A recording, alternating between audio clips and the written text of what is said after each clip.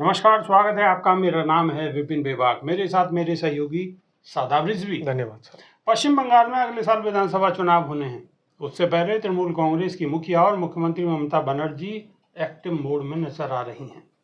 उन्होंने गुरुवार को कोलकाता के नेताजी स्टेडियम में सभी सांसदों और विधायकों से लेकर ब्लॉक लेवल के नेताओं की बैठक बुलाई है।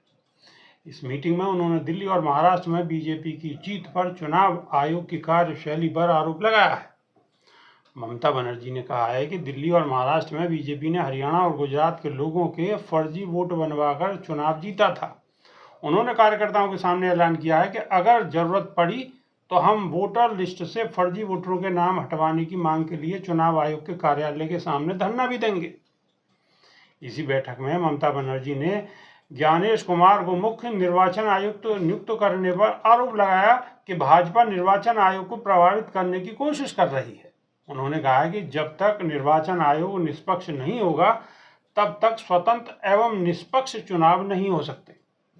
इस बैठक में टीएमसी के महासचिव अभिषेक बनर्जी ने कार्यकर्ताओं को संबोधित करते हुए कहा कि उनका सीएम ममता बनर्जी से किसी तरह का मतभेद नहीं है। उन्होंने कहा कि मैं तृणमूल कांग्रेस का एक निष्ठावान सिपाही हूं और मेरी नेता ममता बनर्जी हैं। भारतीय जनता पार्टी में शामिल होने की अटकलों को खारिज करते हुए अभिषेक ने कहा कि जो लोग कह रहे हैं कि मैं भाजपा में शामिल हो रहा हूं वो झूठी अफवाहें फैला रहे हैं। उन्होंने कहा कि मैं उन लोगों को जानता हूं जो ऐसी झूठी खबरें फैला रहे हैं। अगले साल होने वाले विधानसभा चुनाव से पहले उनके निहित स्वार्थ हैं। डायमंड हार्बर से सांसद बनर्जी ने यह भी कहा कि वे पार्टी के भीतर गद्दारों को बेनकाब कर रहेंगे, जैसा कि उन्होंने पिछले विधानसभा चुनाव के दौरान किया था। तो सादाब रिजवी, ममता बनर्जी चुनाव की तैयारियों में जुट चुकी हैं और पिछली सरकारों की जो गलतियां रही हैं अलग अलग, उन पे पैनी नजर गाड़े हुए हैं। बिल्कुल, पैनी नजर गाड़ना इसलिए भी जरूरी है क्योंकि भारतीय जनता पार्टी की पुरानी आदत रही है सेंधमारी, खरीद फरोख्त और जोड़ तोड़ जी। और एक बड़ा गुट, मैं आपको बता दूं कि एक जैसे हर जगह सेल होती है, इस तरीके से एक सेल बना रखी है बीजेपी ने, खरीद फरोख्त सेल। तो वो सिर्फ और सिर्फ ये काम करती है कि दूसरी पार्टी जो कि सत्ता में है किसी स्टेट में, वहां के विधायकों में कैसे सेंधमारी करके उनको भारतीय जनता पार्टी की सदस्यता दिलाए और किस तरीके से उनको पार्टी से निष्कासित कराकर अपने पाले में लेकर आए। वो एक पूरी सेल इसीलिए काम करती रहती है। वो कोई ये नहीं कि भारतीय जनता पार्टी का गमछा या जो पटका डालकर घूमेंगे, वो ये भी नहीं कि वो भारतीय जनता पार्टी का अपने आप को कार्यकर्ता बताएंगे, लेकिन उनके जो ताल्लुक होते हैं वो सीधा हाईकमान से होते हैं।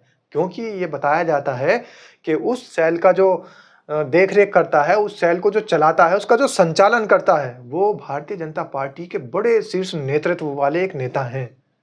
और वो नेताजी ऐसे हैं जिनका नाम सारी दुनिया जानती है, सारा देश जानता है कि वो नेता विधायकों के खरीद फरोख्त में सबसे पहले उनका ही नाम आता है। तो वही नेता इस सेल को चलाते हैं और ये सेल इतनी ज़्यादा मजबूत होती जा रही है कि ये पैसों के दम पर, नोट के बल पर कहीं ना कहीं दूसरी पार्टियों के अंदर जो सत्ताधारी पार्टियां हैं, यहाँ तक कि जो मुख्यमंत्री भी हैं, उनके करीबी लोगों को भी तोड़ने का काम करना शुरू कर देती है। इसलिए ममता बनर्जी, वो एक पुरानी कहावत है कि डरते को पहले ही सतर्कता बरतनी चाहिए। तो जो डर है, डर सिर्फ इस बात का है कि भारतीय जनता पार्टी किसी भी तरीके से साम दाम दंड भेद कर पार्टियों के अंदर से उनके करीबियों को, मुख्यमंत्री के और विधायकों को और मंत्रियों को तोड़ने का काम करती है। इसलिए ममता बनर्जी ने बिल्कुल साफ तौर पर कह दिया है कि जो अफवाहें फैलाई जाती है, पहले तो ये अफवाहों का बाजार गर्म करते हैं और अफवाहों में ही इनके लिए एक बड़ी, अपने आप में एक बड़ा इनके लिए वहां से मामला सामने आ जाता है, मौका मिल जाता है। वो मामला क्या सामने आता है कि जो आदमी पार्टी छोड़कर आने वाला होगा वो इनसे संपर्क में आ जाता है और संपर्क करते ही इनका खरीद फरोख्त का काम शुरू हो जाता है। तो यहाँ पर अभिषेक बनर्जी ने ये दावा करते हुए सीधा सीधा बयान दिया है कि मैं कहीं नहीं जाने वाला हूँ, मेरी नेता ममता बनर्जी है। तो भारतीय जनता जो पार्टी है उसकी जो ये खरीद फरोख्त वाली सेल है, उसके मुंह पर करारा तमाचा है। बिल्कुल करारा तमाचा है। और मौका आने पर बनर्जी स्पष्ट ये भी कह चुके हैं कि मौका आने पर जो इस तरीके की अफवाह फैला रहे हैं उनको भी बेनकाब करने का काम करेंगे। और राजनीति में पैसा आजकल ऐसा चल रहा है, जो गाना आपने सुना होगा कि नाच मेरी बोल बोल तुझे पैसा मिलेगा, कहाँ कदरदान तुझे ऐसा मिलेगा। तो पैसा बड़ी चीज़ है, पैसे से सब कुछ खरीदा जा सकता है और यहाँ तो महारत हासिल है सरकार पलटने में, तोड़ने में, ये वो ये बाकी तो आप समझ चुके होंगे। बहुत बहुत शुक्रिया, नमस्कार।